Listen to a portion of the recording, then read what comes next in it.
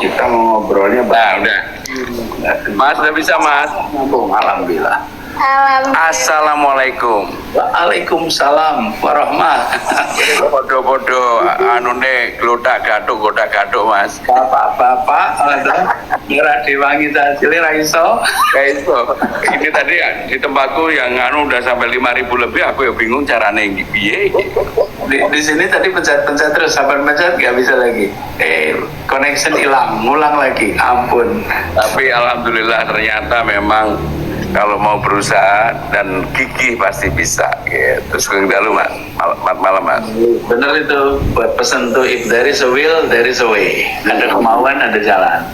Pokoknya kalau mau kerja keras, mau ini pastilah ada jalan. Dan ruang itu sangat terbuka.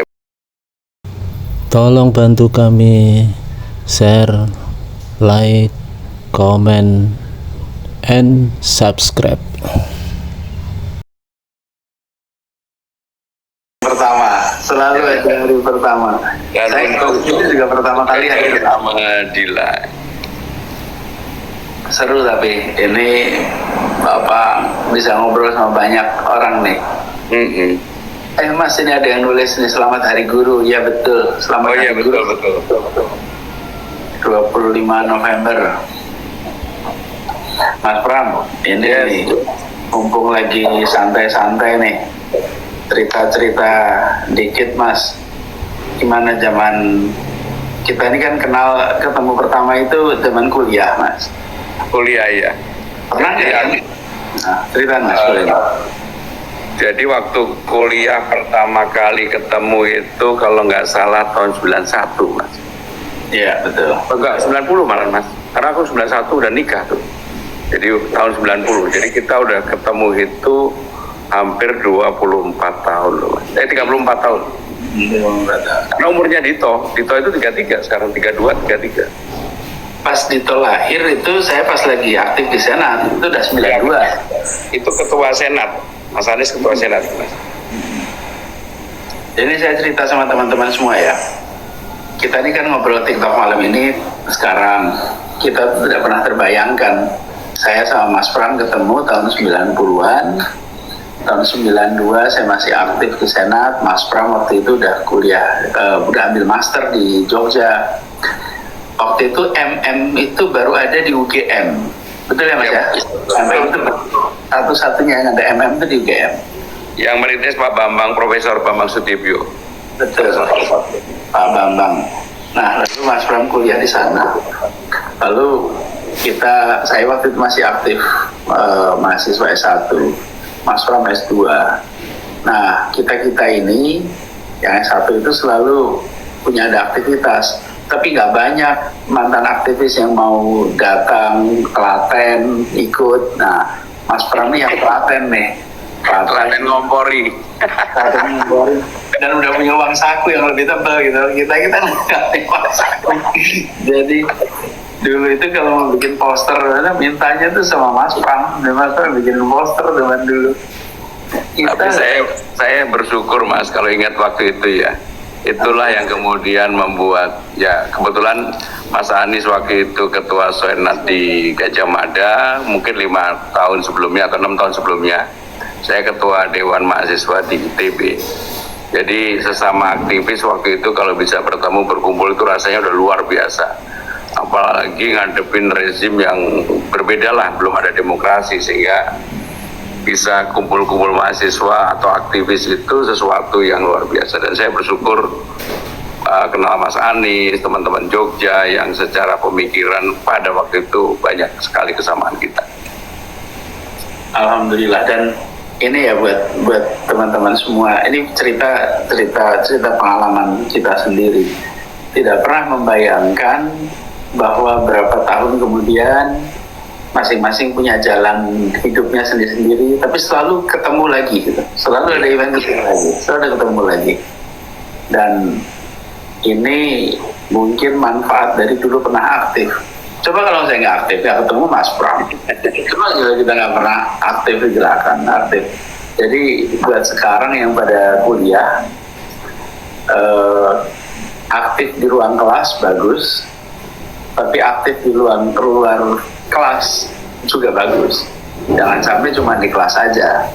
Iya Mas. Betul kan Mas? Betul banget. Jadi kalau bagi teman-teman mahasiswa dan pelajar SMA, kalau ada ruang untuk belajar organisasi, kesempatan itu harus dimanfaatkan sebanyak mungkin lah. Karena itu ruang untuk menempa diri yang paling utama. Karena kebanyakan siapa saja yang kemudian berkarir baik di pemerintahan, di luar pemerintahan, di organisasi, di perusahaan, apapun kalau orang pernah aktif berorganisasi, manfaatnya banyak sekali. Betul nggak Mas Adi? Iya, betul. Dan kalau kita tengok ya, pada akhirnya ketika sudah berada di tempat kerja, yang sangat membantu dalam berkarya, kemampuan komunikasi, kemampuan berpikir kritis, kemampuan berpikir analitik, kemampuan mengelola hubungan dengan antar orang, kemampuan untuk bisa kerja kelompok, kemampuan kolaborasi, itu semua proses pembelajarannya seringkali bukan lewat buku, tapi lewat pelajaran kegiatan. Mas Bram ngalamin itu kan Mas? Kalau kebetulan aku itu Mas, bersyukur banget dari SMP udah ketua OSIS, SMA ketua OSIS, jadi dari kecil itu tertempa berorganisasi, dan itulah yang kemudian membuat ketika di TP waktu itu kan zamannya beda banget, orang lagi under pressure, berani untuk berorganisasi, apalagi mimpin Dewan Mahasiswa. Saya termasuk yang Dewan Mahasiswa terakhir yang dipilih secara langsung di vote gitu ya, dan tekanannya luar biasa waktu itu, tapi karena biasa berorganisasi, alhamdulillah lebih tertempa lah. Mungkin itu juga bagian dari proses pembelajaran. Menurut saya dan Mas Anies ini adalah contoh orang yang selalu belajar dan menempa dirinya pada setiap saat dan kesempatan. Nah, itu salah satu hal yang kita alami itu. Mas Pram mungkin bisa cerita Mas, ketika sesudah selesai kuliah Mas, kan tidak langsung berada di dunia partai, nggak langsung berada di politik, banyak di dunia usaha dulu. Ini mungkin bisa cerita sama teman-teman nih, gimana aplikasinya pengalaman kepemimpinan itu ketika di dunia bisnis?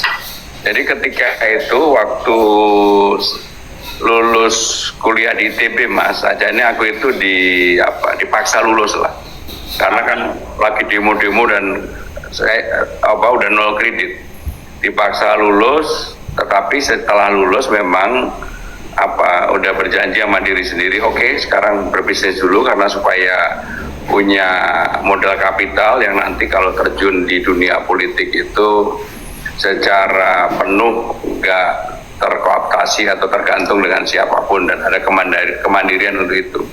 Dan alhamdulillah saya setelah lulus kuliah bisa kerja baik dan juga mandiri.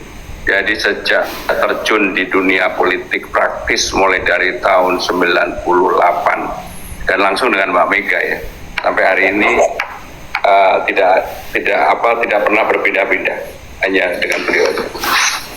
Nah, iya Mas, memang banyak yang suka gonta-ganti ya. Lempeng,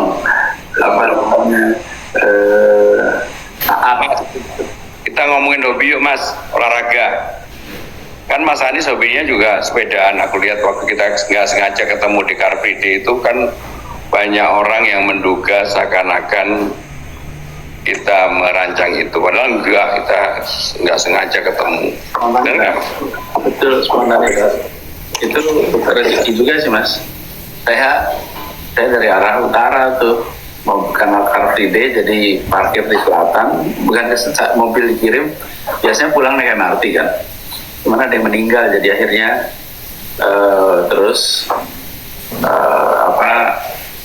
transitnya di depan Hotel Century, kita ketemu di situ. Tapi ngomong-ngomong soal olahraga, soal sepeda, kita tuh juga ini Mas, coba dorong nih selama ini kan, sepeda sebagai alat sport tapi juga alat transport. Jadi sepeda city bike itu dulu sering saya pakai ketika di Jakarta. Di Jakarta ini mungkin ya pas lagi saya itu banyak sekali kegiatan yang pakai sepeda, karena kalau keliling lebih mudah. Iya, lebih mudah, jauh lebih mudah. Olahraga yang saya hobi catur, Mas. Olahraga catur, Mas. Oh, mulano mikir terus, Mas. Caturi lahir batin ya. Biar nggak kepleset, Mas. Catur. Ya. Jadi kalau saya selain sepedaan, Mas, sekarang ini yang masih rutin itu treadmill lah, nge-gym. Mungkin udah 2 tahun lebih saya nge-gym rutin karena memang harus jaga badan, jaga ini. Kalau Mas Anies kan untung awalnya apik, Mas. Makan banyak pun masih ini. Kalau aku makan dikit, makan angin aja jadi daging. Tapi memang prakteknya itu harus olahraga, Mas. Mau apa pun juga. Ini oh iya, ada yang tanya nih, Mas. Gimana impression Abah waktu ketemu Mas Pram? Oke. Ini pas ketemu tuh saya lihat tuh, ada orang ngomongnya sistematis banget ya, pinter ya. Saya masih belum tahu nih siapa ini gitu kan. Lagi pertemuan mahasiswa, ini kok ada mahasiswa yang ngomong tuh sistematis, pinter, terus berani ngeritik senior saya. Nggak ada yang berani ngeritik senior. Oh, Brotoseno ya, Mas, atau Torik ya? Brotoseno sama Torik gitu. Iya, Brotoseno sama Torik. Siapa ini? Terus dikasih tahu itu namanya Pramono Anung namanya, dari ITB. Wih, mantap gitu. Itu kena pas diskusi. Terus dan cuman yang kita belum lihat di sana sisi bandelnya, Mas. Bandelnya apa, Mas, zaman kuliah, Mas?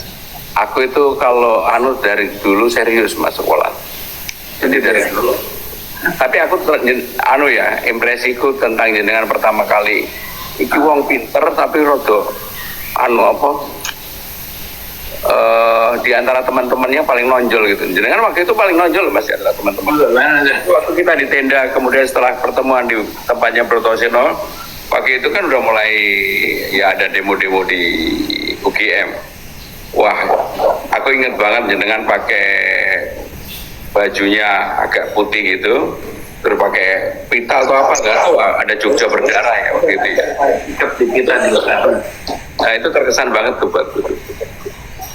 Mas, itu nonjol karena hidung atau kenapa, Mas?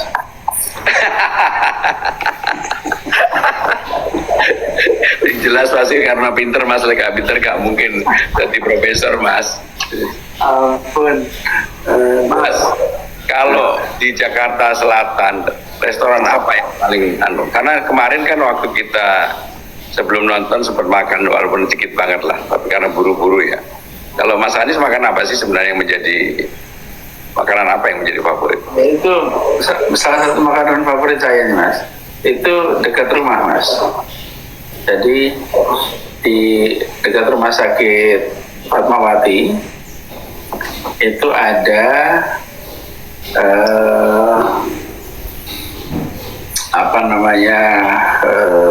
seafood 48 Fatmawati.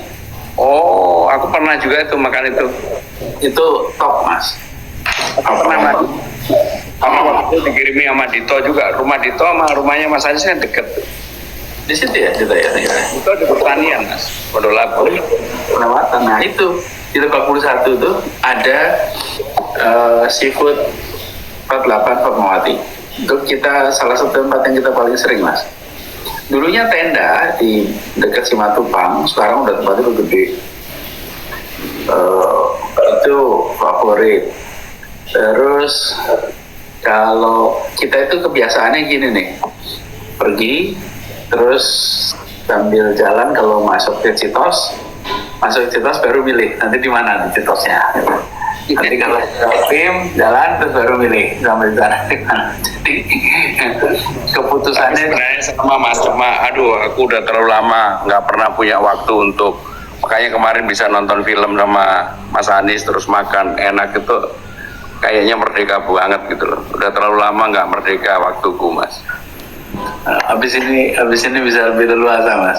Iya mas Pram ya, soalnya full ngurusin negara mas berapa tahun ini.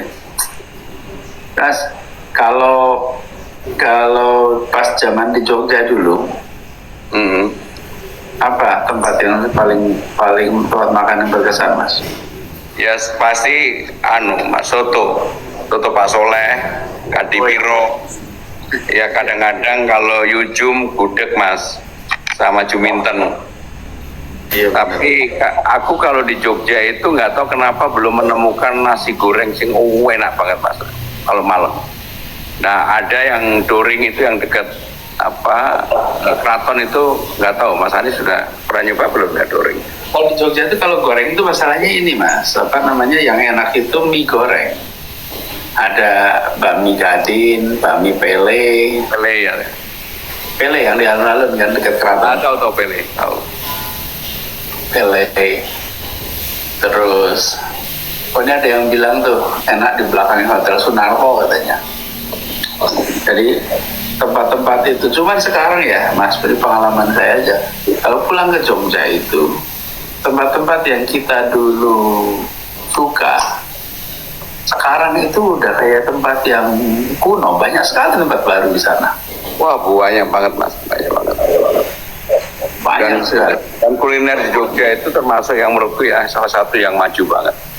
Jadi kalau kebetulan kan bapak ibuku kan di Sareno di Jogja mas, jadi selalu 2-3 bulan sekali masih cari waktu untuk ke Jogja, sekaligus makanan Jogja yang ngangen itu mas. Ya. Terutama ini jajan pasarnya enak mas. Iya memang jajan pasar itu enak. Itu juga kalau zaman puasa mas, zaman puasa itu Jalan Kaliurang, Taman Gerjen itu tempatnya jajanan pasar yang top. Tapi dulu Mas Anies kalau pacaran ke Kaliurang nggak mas? Itu dia. Serba singkat aku mas. Ya aku juga loh. Aku terus terang sama istri juga. Jogja itu nggak tahu kenapa memang tempat menemukan istri lah gitu ya. Kenapa? Ketemunya di mana mas istri? Jadi aku itu ketemunya setengah agak dini sama adikku mas. Waktu ambil S2 dititipin surat nenggone bojoku sekarang ini. Begitu ndelok isu-isu loh kok cemlorot, mas tahu terus langsung. Bener-bener itu mas, 4 hari aku ngomong, mau nggak kamu jadi istriku? Aku kan orangnya. Jadi ketika masuk MM mas, itu Mas Pram belum menikah? Belum. Tapi ya punya pacar waktu itu, kan lebih baik jujur tuh mas. Punya pacar, belum bojoku, waduh ini cemlorot, wes lebih baik ya main aja gitu. Golem. Tapi ya kita ini kan cari istri kan pasti feeling ya, perasaan. Itu cocok untuk istri ya. Ya. Iya sih. Dulu tapi kopi ini Mbak Ferry enak banget loh mas. Aku terkesan kopi dengan yang buat itu. Itu nanti kopi itu nanti kita harus ceritain sendiri tuh mas. Jadi buat yang dengerin nih, Mas Pram kami undang ke rumah ya ngobrol. Itu siapinnya kopinya kita nyebutnya kopi Cikini. Tapi itu udah 2 generasi tuh mas, kopi itu. 2 generasi? Iya, karena dari mulai tahun 50-an neneknya Ferry, ibunya, terus sampai sekarang Ferry ngambilnya dari Cikini. Jadi kapan-kapan kalau ada yang pas mampir ke rumah, saya bagiin deh kopi Robusta. Tapi bener mas, kopinya enak. Bang Dul aja juga yang ngopi dia bilang waktu di mobil, waduh kopinya Mbak Ferry enak banget. Tapi memang loh, kopi itu pagi, siang, saya juga ngopi gitu mas. Kalau udah malam sama mas Rob, saya nggak ngopi. Kalau ngopi teh masih enggak? Kalau teh masih minum? Masih, teh masih. Tapi saya juga biasanya encer lah, kita udah hati-hati ya, nggak bisa nanti tidur repot. Mas ini ada yang tanya nih mas, Yuk. Cerita zaman kuliah kegiatannya seperti apa? Mas ada yang tanya tuh apa ya kegiatan? Monggo Mas. Ya kalau saya waktu kuliah dulu udah mulai deket sama istri, terus langsung aku Mas, nggak pakai lama, gitu kenal 4-5 hari tak lamar, mungkin 3-4 bulan terus nikah. Jadi waktu kuliah ya udah mulai nikah, terus ya serius konsentrasi kuliah. Terus ya bantu-bantu itu ya teman-teman kayak Proto Seno, Nuku Sulaiman dan macam-macam almarhum ya yang waktu itu masih menjadi aktivis lah. Dan bersyukurlah banyak kenal teman-teman Jogja waktu itu Mas. Tapi memang kalau untuk urusan sekolah dari dulu aku serius Mas. Iya. Tapi itulah tadi mungkin baru dengar baru masuk ya. Tadi kami cerita bahwa pengalaman kuliah itu justru pada saat aktif itulah yang memberikan kesan, yang memberikan manfaat. Memang materi pembelajarannya juga kita gunakan, tapi kegiatan jauh lebih banyak lah manfaatnya. Tapi ini isi jurusan kan pertambangan Mas ya? Ya, aku S1 ini teknik pertambangan Mas. Keduanya magister di ekonomi di Gajah Mada, baru S3-nya di Unpad. Satu-satunya yang aku gak kuliah cuma UI Mas, memang sengaja. Iya. Anakku UI. Ada yang nanya nasihat buat yang mau nikah tapi masih kere harus gimana? Ya kalau mau nikah masih belum punya modal, ini ya kerja dulu, punya tabungan, persiapan yang matang. Karena menikah itu bukan sesuatu yang gampang, tetapi juga bukan sesuatu yang susah. Jadi harus dipersiapkan dengan baik. Kenapa? Kalau Mas Anies gimana Mas? Ya setuju, harus ada persiapan. Yang bisa just do it itu cuma sepatu Nike aja. Kalau yang lainnya harus persiapan. Cuman juga mungkin nggak usah juga sampai super stabil, independen. Yang penting sudah cukup untuk bisa hidup berdua, sudah sama-sama siap. Nanti memulai membangun rumah tangganya itu bareng-bareng. Jadi suami istri itu pasangan perjuangan. Ya, setuju banget Mas. Saya juga pasti begitu. Jadi mulai betul-betul modalnya dari nol banget. Tapi kan aku tadi udah buka kartu Mas. Aku kan kenal nikahku cepet. Kalau Mas Anies kenal sampai nikah lama nggak? Saya itu bareng kan di fakultas, saya fakultas ekonomi, Ferry di psikologi. Terus baru mulai dekat itu sekitar 94, terus 2 tahun menikah. Selama 2 tahun itu kalau dibilang pacaran tuh minim sekali Mas, soalnya kebanyakan aktif sampai pikir-pikir diuji kesabaran. Coba Mas, itu memang problem seperti itu Mas, pasti gitulah. Problemnya tuh gini loh, janjian mau ketemu, kemudian nggak bisa, mendadak harus ada acara ABCD, terus nggak ada HP, nggak ada telepon, jadi cuman datangnya terlambat aja gitu Mas. Sementara yang satu nungguin, jadi masa itu tuh masa PDKT dengan penuh kesabaran ya dari sisi Ferry-nya. Nah, alhamdulillah ditungguin. Tapi yang aku juga heran itu Mas ya, kita ini kan nggak pernah kuliah bareng, tapi apa ya, mungkin karena chemistry-nya sama, sampai anak aja juga bisa sekolah di tempat yang sama. Loh, aku juga kaget loh. Gila waktu cerita, waktu perpisahan di rumahnya Pak Anies loh, Bapak dia bilang, oh aku baru tahu ternyata sekolahnya sama di lab school gitu. Sama-sama lab school, seangkatan, small world. Dan tapi pengalaman saya yang paling, salah satu yang unik nih sama anaknya Mas Pram ini sama Dito Mas. Ini saya mau cerita lagi nih di sini. Jadi Oktober kemarin ya, bulan lalu saya tuh dapat undangan hadir resepsi di Pondok Pesantren Peloso di Kediri. Nah terus saya oleh tuan rumah ditaruh di kursi di depan. Gak lama kemudian datang anak muda, duduk. Anak muda ini Bupati Kediri.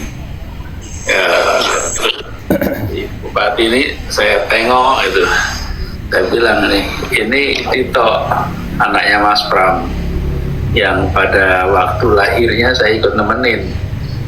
Jadi saya bilang ke Tito, Tok, saya tuh gak ngebayangin kamu dulu, bayi yang saya ikut nemenin tuh sekarang udah jadi bupati gitu. Turun lemu Mas. Iya, lebih besar, lebih tinggi, masya Allah. Itu bayi itu udah jadi bupati.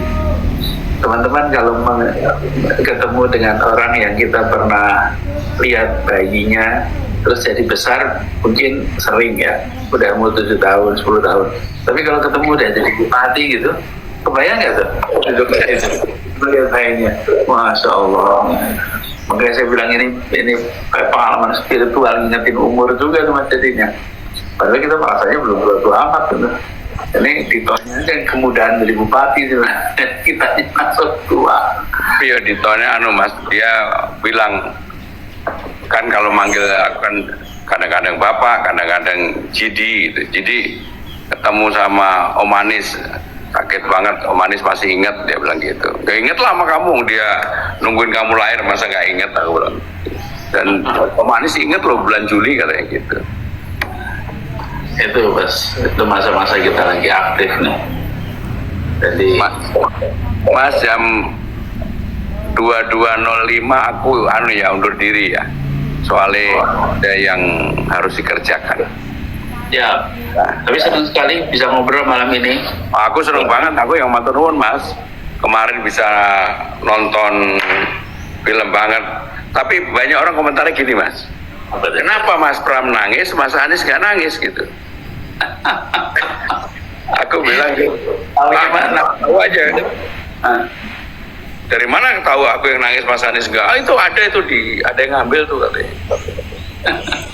Aku soalnya kalau urusan ibu pasti raiso Mas, pasti mewek lah. Iya. Itu. Tapi ceritanya itu mengharukan dari awal sampai akhir sih. Ya kan? Luar biasa Mbak Kristin. Luar biasa. Keren. Tapi buat teman-teman kita senang sekali nih bisa ngobrol bareng malam ini. Mudah-mudahan nanti bisa ngobrol lagi Mas. Iya Mas. Mas aku tak pamit Mas ya. Suwun. Salam Iya Mas. Alhamdulillah. Iya. Wassalamualaikum. Salam. Iya.